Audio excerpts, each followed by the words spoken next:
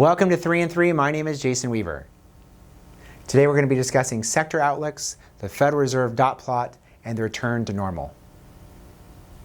So sector outlooks, based on various factors such as the new stimulus plan, the vaccine rollout, rising rates, consumer confidence, and the reopening, analysts are expecting a bifurcated return in earnings, meaning that some actual sectors are going to benefit more than others based upon the return to normal conditions.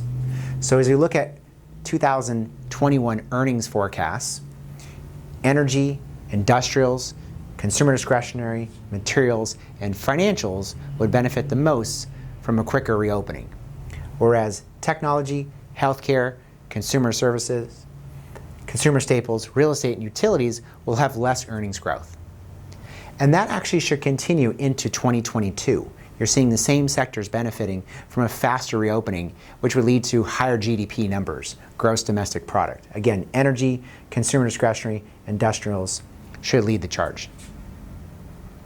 So the Federal Reserve dot plot. The dot plot is basically a chart that gives you the expectation for rates to go up at the Federal Reserve overnight level. And each dot represents one Fed official, and it's kept anonymous. And the purpose is to give you kind of an advanced outlook into when they expect to raise interest rates. So as you look at the Federal Reserve dot plot, you can see that no one's expecting any rate move in 2021, a couple people in 2022, a little bit more diversity in 2023, but really we're not expecting any movement in the overnight rate, which is currently set between 0 to 0.25% beyond 2023. As we look at the 10-year Treasury bond, we can see pre-pandemic, interest rates were right around 2.5% to 2%. And then as we ran into COVID, of course, interest rates dropped. They bottomed out again around the April-July timeframe, and they've been moving up ever since. More recently, though, they've accelerated to the upside because of the new stimulus plan, the actual return to normal conditions, and then also the fear of inflation. So return to normal. The return to normal index is an index that measures human activity based on pre-pandemic levels and looking at the data specifically that tracks travel, return to work and school, brick and mortar shopping, and eating out.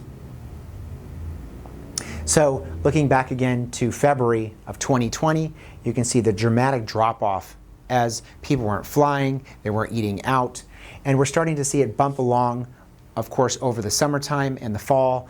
And now as you look at the actual upside case, maybe around May or June, the more normal kind of outlook is right around, of course, kind of that July to August timeframe. And the worst case, which maybe we have the variants take effect, the rollout just doesn't happen as quickly. We're looking toward more the end of the year. Thank you for joining us for 3 and 3.